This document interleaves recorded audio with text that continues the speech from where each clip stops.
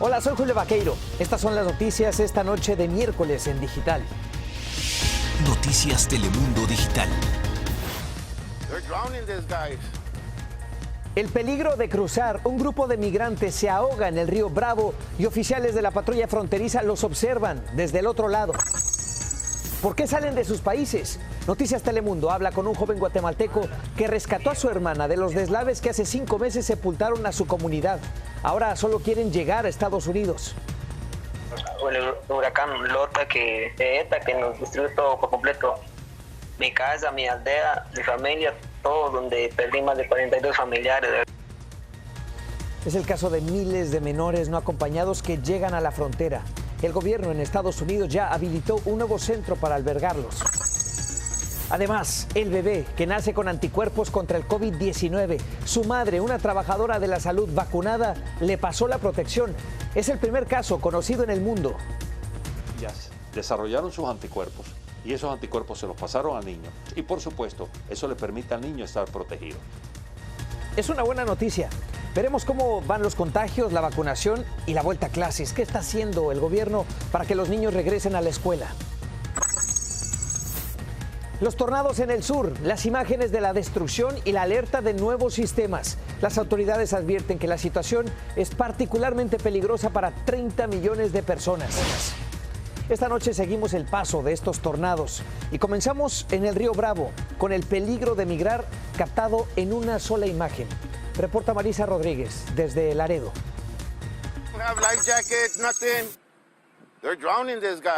Jesús Vargas no podía creer lo que estaba viendo. 4 personas se estaban ahogando en el río y a pocos metros de ellos, agentes de la patrulla fronteriza contemplaban la escena. Nos cuenta que él salía de su trabajo y vio que una camioneta Astrovan era perseguida por las autoridades y él decidió seguirlos. Se aventaron como 10 para el río, como 2 o 3 se regresaron y 2 la hicieron para el otro lado y se quedó 3 mujeres y un chamaquito. Gritaban con todo lo que podían y estar viendo los que se sumían de uno por uno y el único que quedaba era el chamaquito y pues yo traté de ayudar a uno de ellos de perdida. Él preguntó a las autoridades migratorias por qué no entraban a rescatarlos. Que porque ya estaban casi al cruzar del otro lado y ellos no tienen derecho y no tienen permiso de meterse al agua. Al chamaquito le traté de agarrar la atención y ya vio para este lado y le aventé un reel de pescar y sacó su mano y lo pescó el hilo y ya, pues ya fue la forma que yo me lo traje para la orilla del río. Es triste, para decirte, puede ser tu hijo. Le dijo el oficial que se acostara para desposarlo, le digo, primero de perdida, dígale que sí está bien. La patrulla fronteriza en un comunicado informa que un pescador rescató a una persona y que 2 más se ahogaron, pero no respondieron más preguntas ya que esto se trata de un caso de tráfico de humanos y hay una investigación en curso. Marisa Rodríguez Limón, Noticias Telemundo Laredo. Pues ya lo ve, el peligro de cruzar es más que evidente, pero cada vez más menores no acompañados lo intentan. En lo que va de 2021, la patrulla fronteriza ha detenido a unos 11,000 niños o jóvenes y cada uno tiene su historia, sus motivos para querer llegar a Estados Unidos. Como Eddie, que salvó a su hermana de un deslave en Guatemala. Toda su familia murió y ellos ahora solo quieren una mejor vida. Jenny Corado lo conoció. Estas escenas nos conmovieron. Este jovencito de apenas 16 años caminó cargando a su hermanita para salvarla del deslave que provocó el huracán Eta y que borró su aldea del mapa. Hoy viaja desde Guatemala rumbo a Estados Unidos en busca del sueño americano. El huracán Lota que nos destruyó todo por completo.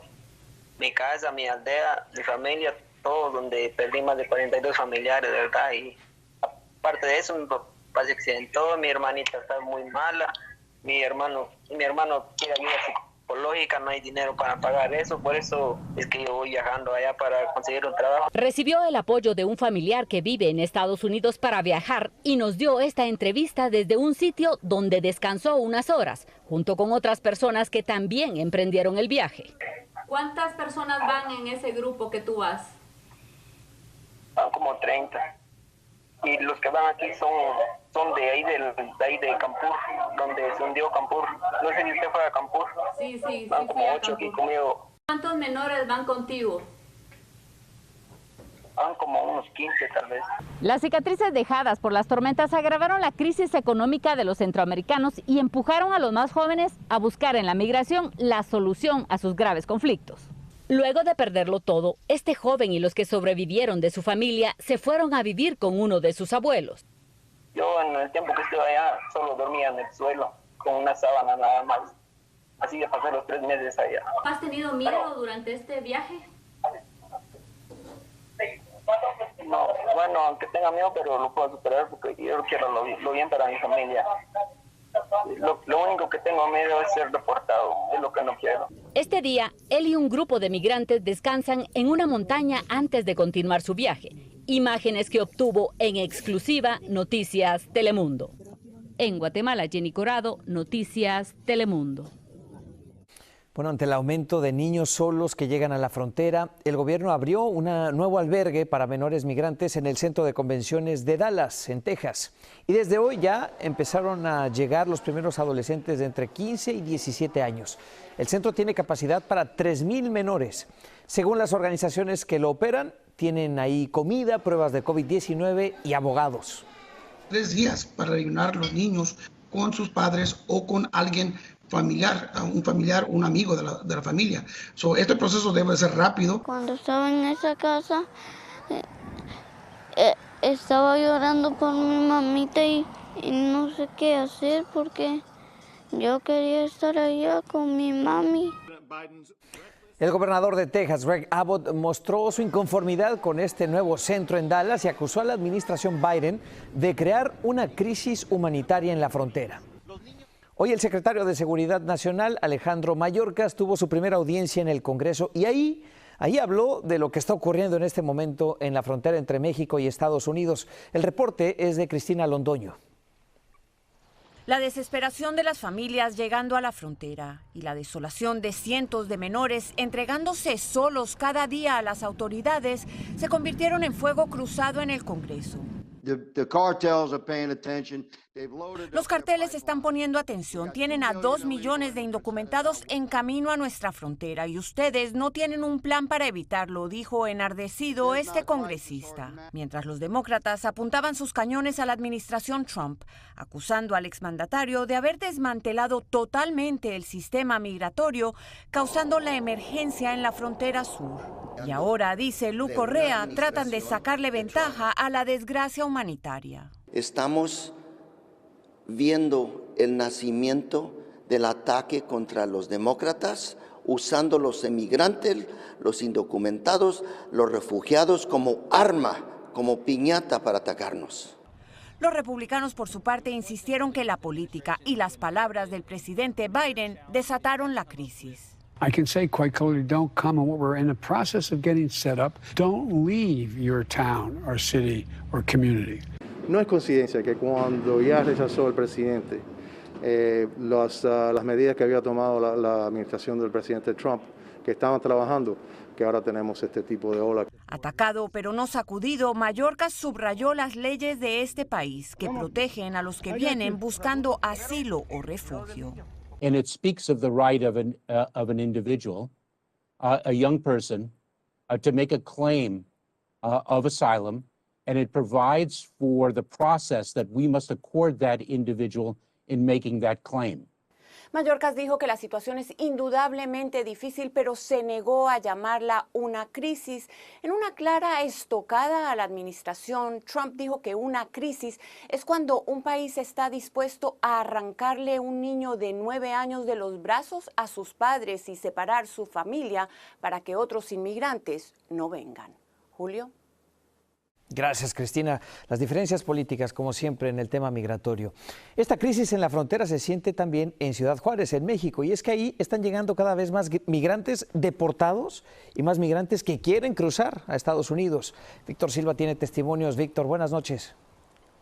Julio, buenas noches. Familias completas están siendo deportadas de Estados Unidos a Ciudad Juárez, Chihuahua. Mientras tanto, una nueva oleada de migrantes arriba a esta ciudad fronteriza.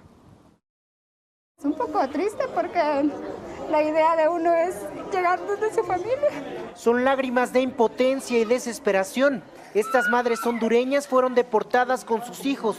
unas horas después de haber pisado el suelo americano. Nosotros pensábamos que ya los iban a dar el permiso ya para poder irnos para nuestros familiares, pero no, nos mintieron. Junto a ella, 150 migrantes centroamericanos fueron deportados a México por agentes de protección fronteriza de Estados Unidos. Luego de llegar a Texas, las familias fueron enviadas a un centro de Ciudad Juárez para recibir alimentos y atención médica. Aquí es de ustedes y lo sabemos. El director de este centro asegura que la nueva táctica del CBP para deportar migrantes es sorprendente, pues muchos de ellos viajan con menores. Cuando llegan los grupos, casi la mitad o hasta la mitad son niños. Mientras tanto, el flujo de migrantes en la ciudad fronteriza de Juárez continúa creciendo, motivados por las nuevas políticas migratorias del presidente Joe Biden. Sin embargo, algunos están siendo presa fácil de los traficantes, los cuales los engañan, los secuestran y los extorsionan. Nos sacaron $10,000, $5,000 por mí y $5,000 por la niña. Ajá. Y ahí nos tuvieron 40 días secuestrados. Por todo esto, Ciudad Juárez, Chihuahua, prepara una red de albergues e iglesias para enfrentar y ayudar a una nueva oleada de visitantes. En México, Víctor Silva, Noticias Telemundo. Y la otra noticia del día, los ataques en Georgia. El sospechoso de matar a 8 personas en 3 spas del área de Atlanta negó que los tiroteos fueran motivados por el racismo. Se creía esto porque, 6 de las víctimas son de origen asiático. Pero Robert Aaron Long, de 21 años, dijo a la policía que en realidad él disparó porque esos lugares despertaban la tentación de lo que él mismo llamó una adicción sexual. The suspect did take responsibility for the shootings. He claims that these, and as the chief said, this is still early, but he does claim that it was not racially motivated. Bueno, este joven enfrenta ahora múltiples cargos por homicidio. Las autoridades dicen que planeaba realizar otros ataques similares en Florida. Este tiroteo se da en un contexto en el que los crímenes de odio contra los asiáticos se han multiplicado durante la pandemia. Los ataques van desde agresiones verbales hasta físicas. Desde marzo de 2020 ha habido cerca de 3.800 incidentes racistas contra la comunidad asiática. Y un análisis de estadísticas en grandes ciudades del país como Nueva York o Los Ángeles arrojó que en 2020 los crímenes de odio contra asiáticos subieron casi 150%. Y las mujeres son las principales víctimas. El 70% de las veces son ellas el blanco de los ataques.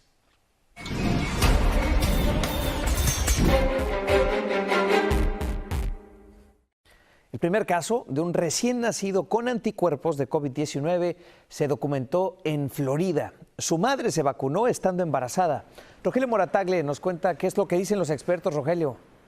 ¿Qué tal, Julio? Buenas noches. Pues sí, se trata de un caso en el que una trabajadora de la salud que ha estado durante la pandemia en la primera línea de batalla y que fue vacunada cuando ya su embarazo se encontraba en la recta final, ella dio a luz a una bebé que nació con anticuerpos de COVID-19. De acuerdo con los médicos pediatras que realizaron el hallazgo, pues se trata del primer caso en el mundo que fue registrado de una pequeña que nacía con anticuerpos después de que su madre fue sometida a la vacuna, en este caso la de Moderna. Vamos a escuchar a uno de los médicos que participó en esto. The mother was able to not only be protected herself from COVID-19, but also to send some of that immunity, send those antibodies to the baby through the placenta that will help to protect the baby after they're born. Este es uno de los pediatras, Julio, que atendió a la bebé después de nacida. Hicieron el análisis de su cordón umbilical y allí fue donde encontraron los anticuerpos, algo que abriría las puertas a que las mujeres ya recibieran la vacuna, muy importante porque protegería no solamente a las mujeres embarazadas, sino también a los recién nacidos de esta enfermedad, aunque todavía no se sabe, faltan muchos estudios para determinar cuánto tiempo duraría la inmunidad de los bebés. Pero también es relevante justamente por eso, Julio, y el llamado es para que las mujeres, sobre todo las hispanas, se vacunen en cuanto esté disponible la vacuna para las embarazadas. Vamos a escuchar a este doctor que también tiene su opinión al respecto. Es increíble cómo nuestra población latina vive mucho más de los conceptos populares que de la educación que da la prensa, los medios masivos de comunicación o nosotros los médicos. El pediatra que atendió a la bebé nos dijo que tanto la nena como su mamá se encuentran en muy buenas condiciones, que la niña está sana, que está creciendo y que todo marcha sobre ruedas, Julio. Una buena noticia, Rogelio, interesante además.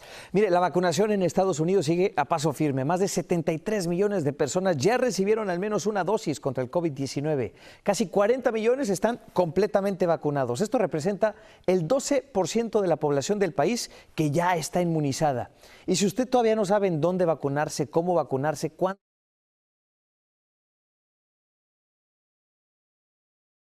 ahí encuentra toda la información que necesita para orientarlo acerca de la vacunación. Hoy la Casa Blanca anunció que destinará $10,000 millones para aumentar las pruebas de COVID-19 en las escuelas. Y con esto quieren acelerar el regreso a clases. La administración Biden pide a las escuelas que usen los test para ayudar a identificar a los estudiantes sintomáticos y asintomáticos. Es que cada vez hay más maestros vacunados, es verdad, pero las pruebas siguen siendo muy importantes porque los alumnos más pequeños van a tener que esperarse para poder recibir la inyección. Y mire, el IRS extendió la fecha límite para la declaración de impuestos. Ahora será el 17 de mayo. La agencia dijo que esta extensión se debe a la pandemia. Aclaró, eso sí, que este mes adicional es solamente para declaraciones federales y no para las declaraciones estatales. Una serie de tornados azotó hoy varias partes de Mississippi y Alabama. Casas, granjas, árboles, autos, todo quedó destruido. El Servicio Meteorológico advierte que además de los tornados se esperan vientos huracanados y granizo del tamaño de pelotas de béisbol. Más de 30 millones de personas están en alerta. Y bien, en el caso de Emma Coronel, su abogado confirmó a Noticias Telemundo que están en conversaciones con las autoridades federales. Jeffrey Lichtman adelantó que la discusión con el gobierno es para aclarar los requisitos para que le otorguen a Emma Coronel la libertad condicional. Coronel se encuentra en una prisión de Virginia acusada por narcotráfico. Síganos en nuestras redes sociales para más noticias y visite noticiastelemundo.com.